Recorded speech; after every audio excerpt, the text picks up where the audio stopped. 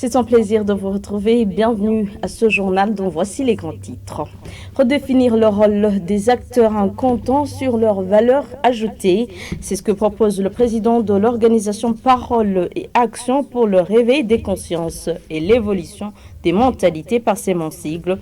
Pour lui, le gouvernement du Burundi devrait se focaliser sur le secteur qui regorge des potentialités du développement. Et de la masculinité positive à travers le commerce des frites de patates douces. Jusque-là pratiquée plutôt par les femmes, les hommes commencent maintenant à s'y intéresser. Vous suivez cet exemple d'un homme de la zone Kinama, à mairie de Bujumbura, qui vit de cette activité. Après une courte pause, les détails.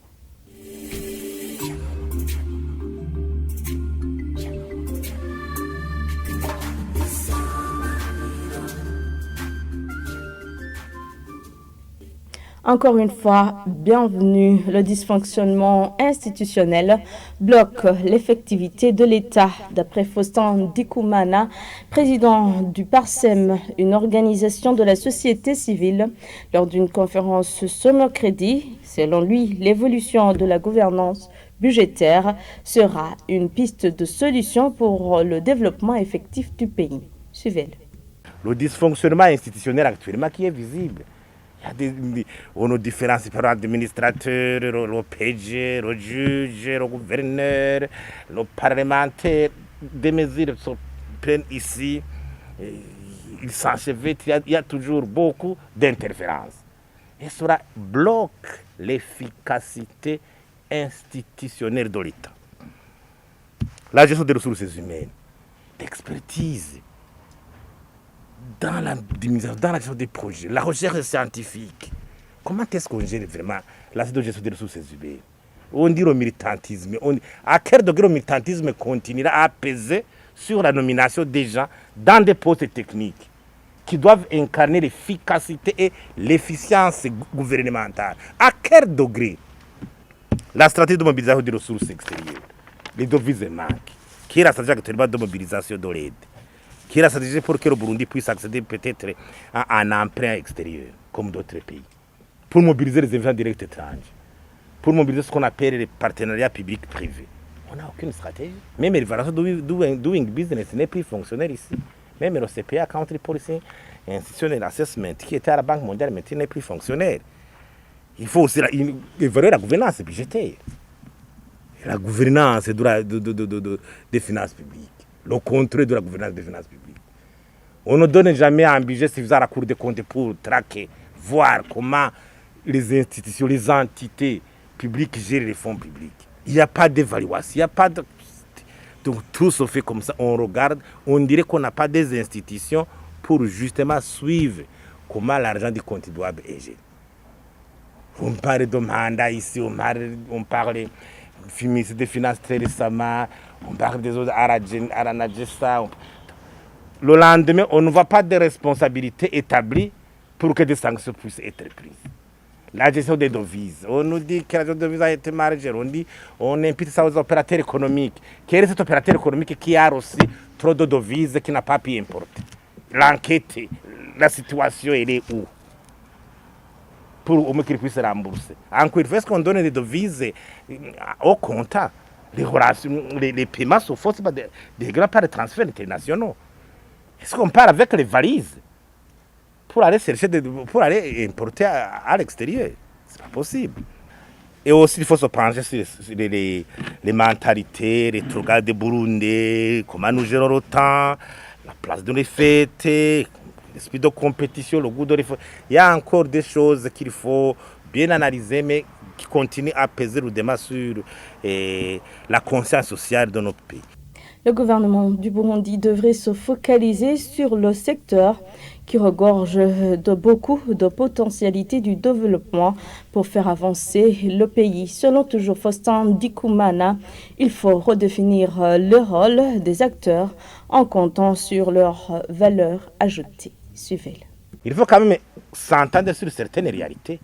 L'agriculture, dans un petit pays comme le Burundi, surpeuplé, c'est l'agriculture ne peut pas nous tirer de cette situation. Il faut quand même.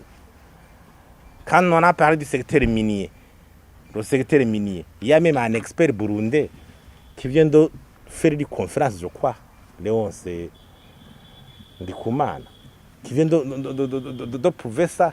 Alors, quel secteur? Comment se comporter? Quels sont les pays qui nous servent d'exemple? Encore, il faut définir le rôle des acteurs. Dans ce cas, le secteur privé et l'État. Maintenant, l'État veut faire des interventions intempestives dans plusieurs domaines, dans plusieurs secteurs, et la situation plutôt, au lieu de s'améliorer, la situation s'empire. Il faut voir. Quand on a crié qu'il faut libéraliser, par exemple, le commerce du sucre, au départ, on ne comprenait pas. Maintenant, on continue à faire des monopoles. L'État suisse aussi sera en train de ça, on va fixer les prix. Mais c'est l'échec. Il faut définir le rôle des acteurs. Là où chaque acteur peut créer une valeur ajoutée. L'environnement des affaires, j'ai parlé de ça. Et la décentralisation, il faut s'y pencher. Il ne faut pas dire qu'on va réduire le nombre de communes, de provinces, de quoi, sans qu'il y ait vraiment une étude minutieuse qui prouve les compétences nouvelles de chaque entité administrative. Après, alors, c'est la troisième commission, c'est ce qu'on appelle l'évaluation et le partage des dividendes. Si nous créons la croissance, nous l'évaluons comment à partir des comptes de vie de la population. Tu vas nous dire que la croissance, des buildings, tu les vois ici à Gasaki, que c'est ça, c'est la croissance, c'est le développement, non? Comment est-ce que cette croissance sert au niveau des comptes sociaux? Alors, nous définissons, nous voulons une population qui vit comment? Qui se nourrit comment? Qui étudie dans quelles conditions? Il y a un minimum qu'on doit définir. Soins de santé. Combien de districts sanitaires? Par quel nombre d'habitants? À la page santé, les conséquences de la ménopause prématurée peuvent être évitées par des traitements proposés par les spécialistes. Les propos sont du docteur Gabriel Nahayo dans une interview accordée à la télévision Isanganiro. Ce gynécologue rappelle que la ménopause est une étape normale de la vie. Suivez-le. La ménopause actuellement est une situation, je dirais, fonctionnelle et normale qui intervient chez la personne, mais que la médecine peut gérer. On peut le gérer d'abord par la prévention, en indiquant les comportements qu'il faut éviter. Il faut éviter le tabac. C'est bon pour toute une panoplie de pathologies, mais pour la ménopause aussi, c'est bon pour les os, pour la peau, pour tout l'ensemble du corps. Il faut faire du sport. Ça préserve la masse osseuse. Ça, c'est sur le plan prévention. À côté de cela, déjà, lorsque la personne se trouve en phase préménopausique, on peut avoir un apport d'hormones de remplacement. Les estrogènes qui normalement sont produites par l'organisme vont être remplacés par des estrogènes d'origine exogène qu'on apporte par des traitements.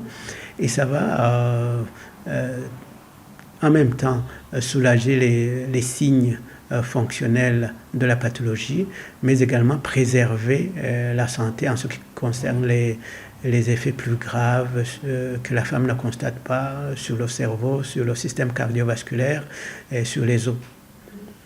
Bon, ce qu'il faut savoir, c'est que la ménopause est une phase normale de la vie et que quand vous atteignez la ménopause, ça veut dire que vous n'êtes pas morte avant. C'est déjà ça. Et c'est une phase qui peut être gérée actuellement par des traitements préventifs, et par des traitements curatifs. Qui donc peut être gérée parfaitement bien. Là aussi, la ménopause survient en phase précoce, ça veut dire avant 45 ans. L'intérêt du traitement de remplacement est encore plus grand parce qu'on a une grande partie de la vie qui va se faire après la ménopause. Mais si on ne fait rien, vous allez avoir les effets de la ménopause qui vont se manifester à un âge beaucoup plus précoce, avec perte de dents, fractures, destruction de l'aspect de la féminité, les cheveux qui tombent, qui se cassent, la peau qui se fripe, qui n'est plus reluisante. Vous avez tout un tas d'anomalies qui peuvent apparaître avant. Donc, c'est une phase normale. Quand elle intervient, on peut le traiter il faut consulter. Le traitement est possible et il existe même au Burundi.